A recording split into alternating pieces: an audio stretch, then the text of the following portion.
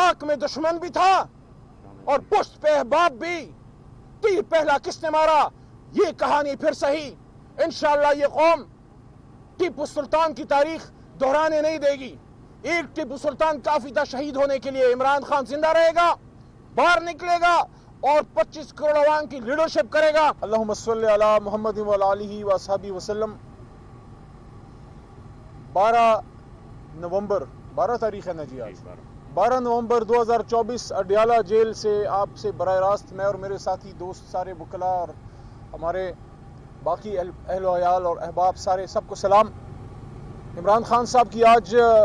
Toshakhana 2 case में फिर आज तारीख पड़ी है। कल अलकादिर केस है और ये भी एक अजीब बात है कि केस का नाम अलकादिर केस है, लेकिन मीडिया में आप सुनते हैं 190 मिलियन पाउंड केस, क्योंकि वो शर्म आती है अलकादिर का नाम लेते हुए। क्योंकि जब ये अलकादिर का नाम लेंगे तो फिर कौम पूछेगी कि अलकादिर केस क्या है, तो फिर उनको बताना पड़ेगा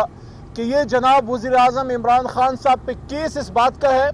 कि आपने अपने मुल्क के गरीब अवाम के लिए, उनके गरीब बच्चों के लिए मुफ्त तालीम का इंतज़ाम क्यों किया। ये मेरे ख्याल में हालिया सियासी तारीख में दुनिया में वाहिद एक मिसाल है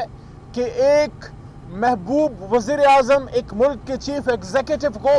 इस बात पे सज़ा देने की कोशिश की जा रही है कि आपने अपने मुल्क के बच्चों को मुफ्त तालीम, और वो भी कौन सी तालीम,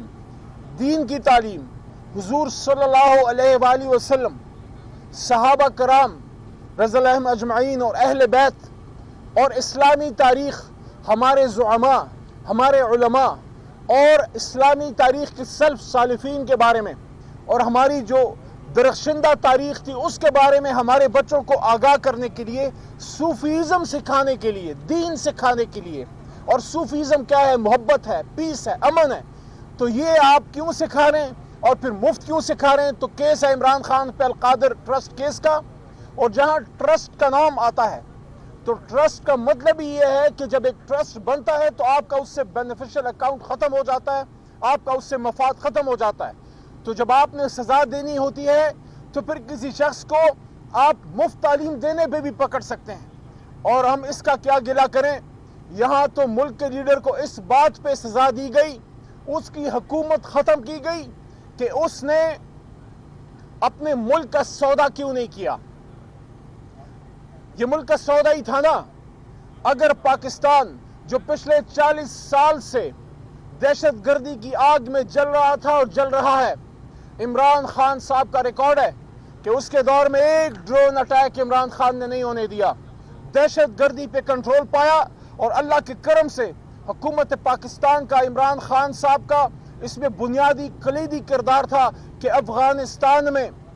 एक पुरअमन इंतकाल इक़्तिदार हुआ और अमरीका बहादुर को वहाँ से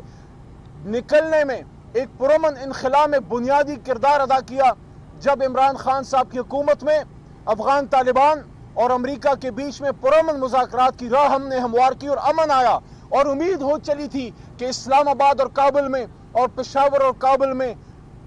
मुद्दतों की मुखासमत ख़त्म होगी और न सिर्फ पाकिस्तान और अफगानिस्तान में एक दोस्ती और मोहब्बत का अब की फ़ज़ा पैदा होगी, बल्कि दरवाज़ा गेटवे खुलेगा सेंट्रल एशिया तक और कारोबार के दरवाजे खुलेंगे। ये गुनाह था इमरान खान साहब का, जो मैंने 9 अप्रैल की रात भी बात की थी कि इमरान खान साहब ने एब्सोल्युटली नॉट कहा था। अगर इमरान खान पाकिस्तान में अड्डों की इजाज़त देते, आप मुझे बताएं, क्या काबुल से आपके लिए फूल आते, क्या वहाँ से आपके लिए फूलों के गुलदस्ते आते। तो अगर इमरान खान ने अमेरिका को एब्सोल्युटली नॉट कहा था, तो मैंने हमेशा ये बात की है कि इमरान खान साहब का अमेरिका से कोई बनी गारा की ज़मीन पे मुकाबला नहीं था, मुखासमत नहीं थी। और अगर इमरान खान साहब उस वक्त की जो भी एस्टैब्लिशमेंट थी, जो उनके नीचे आर्मी चीफ थे, जो उनके नीचे हसास इदारे थे, सबसे सलाह मशवरे के बाद एक स्ट्रेटेजिक फैसला किया और रूस का दौरा किया कि हमें सस्ता तेल मिले, रूस के साथ तिजारती ताल्लुकात बढ़े। और जिस तरह हमारे ताल्लुकात, तिजारती ताल्लुकात अमरीका से हैं, बरतानिया से हैं, बरादर इस्लामी ममालिक से हैं, चाइना से हैं, तो वक्त आ गया था और वक्त अब भी है कि हम रूस से भी अपना एक दोस्ताना ताल्लुक बढ़ाएं, تاکہ وہاں سے آپ کو بزنس اپرچونٹیز کریٹ ہوں، سستا تیل ملے، آپ کو اسٹریٹجک ڈیولپمنٹ میں، ملٹری اکوپمنٹ میں سہولت ملے، آپ کو گندم ملے سستی۔ اگر عمران خان، آپ مجھے بتائیں، میں پاکستانی قوم سے پوچھ رہا ہوں، اگر روس سے سستا تیل لا پاتے اس وقت تو کیا انہوں نے میاں والی میں کوئی پیٹرول پمپ لگانا تھا اس پیٹرول سے؟ کیا انہوں نے اپنے کسی بھانجے بتیجے کو پیٹرول کا ٹھیکہ دینا تھا؟ نہیں، انہوں نے پاکستان کے لیے سستے تیل کا سودا کرنے جا رہے تھے تاکہ یہاں قیمتیں کم ہو، مہنگائی میں کنٹرول ہو۔ اور جب عمران خان امریکہ گیا اور وہاں پہ یونائٹڈ نیشنز میں کھڑے ہو کے حرمت رسول صلی اللہ علیہ وآلہ وسلم کا مقدمہ دنیا اقوام عالم کے سامنے رکھا اور ان کو بتایا کہ حضور صلی اللہ علیہ وآلہ وسلم ہمارے امت کے دلوں میں رہتے ہیں، ہمیں اپنے جان مال، اپنے بچوں، اہل احباب سب سے پیارے ہیں، ان کو سمجھ آ گئی۔ اور اسی لیے پھر 15 مارچ کو عالمی اینٹی اسلاموفوبیا ڈے اقوام متحدہ سے منظور کرا کے آئے اور دنیا سے انگیج کیا کہ اسلام امن کا مذہب ہے، اور وہاں پہ کھڑے ہو کے حرمت کی بات کی صلی اللہ علیہ وسلم کی اور ختم نبوت کی بات کی۔ یہ اس کو ان چیزوں کی سزا ملی ہے۔ میں نے پچھلے ہفتے عمران خان کو یہ بات کی بھی، میں نے ان کو کہا کہ خان صاحب، جب آپ نے، مجھے نہیں پتا یہ میری باتیں چلائی جا رہی ہیں یا نہیں، کسی میں سکت ہے چلانے کی یا نہیں، لیکن OIC کانفرنس جب ہوئی، جب عالم اسلام کی کانفرنس لیڈرشپ کو اکٹھا کیا گیا اور عمران خان نے پارلیمان میں سپیچ کی، یہ بنیادی بات میں پاکستان کے نوجوانوں کو بتانا چاہتا ہوں، یہ اپنے سینوں پہ، اپنے دلوں میں لکھ لو، یہ عمران خان کو ان چیزوں کی سزا دی جا رہی ہے کہ تمہاری جرت، تم ایک اسلامی ملک، ایک غریب ملک جو قرضوں کے بوجھ تلے دبا ہوا ہے، جو ہر بات کے لیے امریکہ بہادر کی طرف دیکھتا تھا، جو اپنا قبلہ کعبے کی بجائے وہ لندن یا واشنگٹن میں بناتا تھا، تمہاری اتنی جرت کہ تم اپنے ملک میں عالم اسلام کو کھٹا کر کے پھر کون سی بات کرو؟ آؤ، عمران خان کہتے ہیں دنیا کی اسلامک لیڈرشپ کو آؤ اسلامک بلاک بناتے ہیں،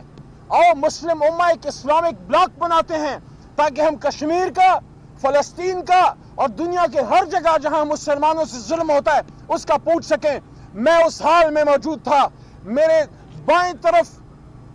اس وقت کے ہمارے وزیر خزانہ شوکت ترین صاحب موجود تھے اور میں نے ان کو کہا، میں نے کہا میرے دل میں کھٹکا لگ گیا ہے، میرے کان کھڑے ہو گئے۔ اس بات کے بعد شاید عالمی اسٹیبلشمنٹ عمران خان کو مزید اقتدار میں نہ چھوڑے، کیونکہ جب عالم اسلام کے اتحاد کی بات شاہ فیصل شہید نے کی، اس کے ساتھ کیا کیا؟ جب عالمی اسلام کے اتحاد کی بات بھٹو صاحب نے کی، اس کے ساتھ کیا کیا؟ ان کو صدام حسین بڑا پسند تھا، لیکن جب صدام حسین نے اللہ اکبر کا نعرہ لگایا تو اس کو عید الاضحیٰ کے دن پھانسی چڑھایا، اور جب یہ بات انور سادات نے کی تو اس کے ساتھ کیا کیا؟ اور جب یہ بات شاہ فیصل شہید کے ساتھی یاسر عرفات نے کی تو اس کے ساتھ کیا کیا؟ اور بڑا ان کا آنکھوں کا پیارا تھا، راج دلارا تھا، لیکن جب معمر قذافی نے عالم اسلام کے لیے بات کی تو اس کے ساتھ کیا کیا؟ یہ ہماری امت کا المیہ ہے، جب بھی کوئی عالم اسلام میں سے لیڈر امت مسلمہ کو کھٹا کرتا ہے اور وہ پین اسلامزم کی بات کرتا ہے، اسلامک بلاک کی بات کرتا ہے، اس کے ساتھ ہمیشہ یہ ہوتا ہے۔ اللہ کا شکر ہے، اللہ کا شکر ہے کہ عمران خان زندہ ہے، ورنہ یہ تو چھوڑتے بھی نہیں ہیں۔ میں یہ کہتا ہوں کہ اللہ کے بعد 25 کروڑ عوام عمران خان کی زندگی کی ضمانت ہے، کوئی عمران خان کی طرف دیکھنے کی جرت بھی نہ کرے، کیونکہ عمران خان اور آپ کے بیچ میں 25 کروڑ عوام حائل ہیں۔ اس لیے ہم یہ کہتے ہیں ہوش کے ناخن لو، جتنی تباہی کرنی تھی کر لی، جتنا نقصان پہنچانا تھا پہنچا لیا، قوم اپنا فیصلہ سنا چکی ہے۔ 8 فروری کے دن قوم اپنا فیصلہ سنا چکی ہے، قوم عمران خان کے ساتھ ہے۔ اور جب رجیم چینج ہوا تھا، یہ اس وقت کے آرمی چیف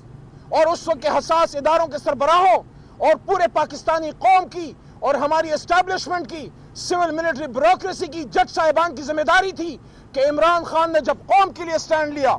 عمران خان نے جب پاکستان کے لیے کہا کہ ایبسولوٹلی ناٹ، تو ان کو سب کو اپنے وزیر اعظم، عمران خان نہیں، وزیر اعظم پاکستان کے ہاتھ مضبوط کرنے چاہیے تھے، نہ کہ ڈونلڈ لو کی ایما پہ عمران خان کے اقتدار میں پیچھے سے خنجر جو ہے وہ گھونپ دیا گیا۔ اس لیے تو کہتے ہیں کہ طاق میں دشمن بھی تھا اور پشت پہ احباب بھی، تیر پہلا کس نے مارا، یہ کہانی پھر صحیح۔ انشاءاللہ یہ قوم ٹیپو سلطان کی تاریخ دہرانے نہیں دے گی۔ ایک ٹیپو سلطان کافی تھا شہید ہونے کے لیے، عمران خان زندہ رہے گا، باہر نکلے گا اور 25 کروڑ عوام کی لیڈرشپ کرے گا. اور یہ بات عمران خان کی طرف سے کہنا چاہتا ہوں آپ کو, عمران خان کو انتقامی سیاست میں بلیو نہیں کرتا.